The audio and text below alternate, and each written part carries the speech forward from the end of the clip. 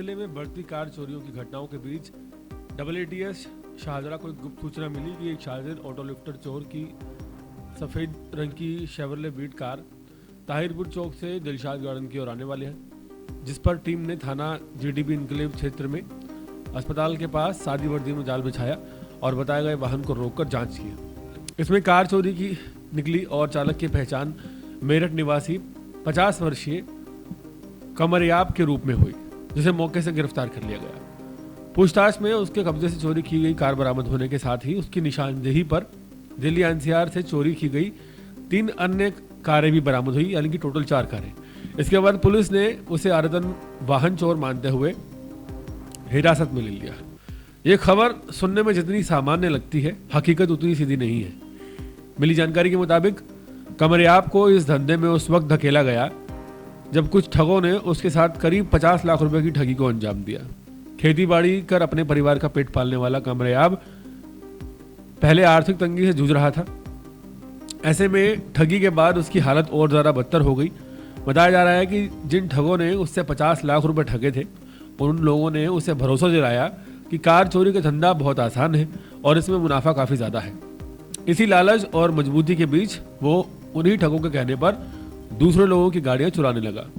जांच में सामने आया कि चोरी की गई ये गाड़ियां दिल्ली से उठाकर उत्तर प्रदेश और राजस्थान में खपाई जा रही थी और इसी नेटवर्क का हिस्सा बनकर कमरयाब धीरे धीरे एक सामान्य किसान से एक कुख्यात वाहन चोर बन गया।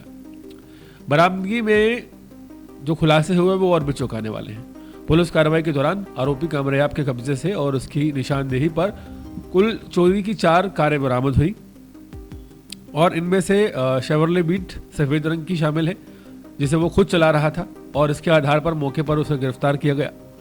और इस कार के अलावा पुलिस ने मारुति ब्रेजा की 2 कारें और दोनों वाइट कलर की मारुति बलेनो सफ़ेद रंग की बरामद की।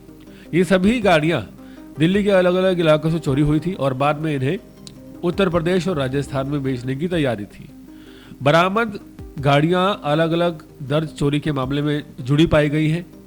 जांच में इस ऑटो लिफ्टर गिरोह के 3 पक्के आरोपी सामने आए, जिनमें से मुख्य आरोपी मेरठ निवासी कमरयाब शामिल है, जिसे चोरी की कार के साथ दिलशाद गार्डन से हिरासत में लिया गया, जबकि उसके सहयोगी माजिद, जो कि मेरठ का रहने वाला है, और ताजू, तो बुलंदशहर का रहने वाला है, हाल फिलहाल फरार है। पुलिस के मुताबिक कमरयाब, माजिद और ताजू मिलकर दिल्ली में गाड़ियां चोरी करते थे, इनके नंबर प्लेट्स बदलते थे और इन्हें उत्तर प्रदेश और राजस्थान में अलग अलग इलाकों में बेच देते थे। माजिद और ताजू की तलाश जारी है और पुलिस को उम्मीद है उनकी गिरफ्तारी के बाद इस नेटवर्क से जुड़ी और वारदातों का खुलासा भी हो सकता है। इस तरह की वारदात बहुत कम सुनने में आती है कि मुख्य आरोपी जो है, जिन्होंने चोरी पर लगाया, वो फरार है और जिसे लगाया गया वो गिरफ्तार है। कमरयाब का ये मामला दिखाता है कि अपराध की राह हमेशा शातिर दिमाग से नहीं होती। कई बार मजबूत ठगी से भी गलत सलाह से ये शुरू हो जाती है। एक साधारण किसान जो खुद 50 लाख की ठगी का शिकार हुआ, ठगों के बहकावे में आकर दूसरों की गाड़ियां चुराने लगा और आखिरकार कानून के शिकंजे में फंस गया। ये कहानी बताती है कि अपराध चाहे किसी भी हालात में किया जाए, उसका अंजाम गिरफ्तारी और जेल ही होती है। सबका यही है कि मुश्किल हालात में गलत रास्ता आसान लगता है, लेकिन वो रास्ता इंसान को और ज़्यादा गहरी खाई में धकेल देता है।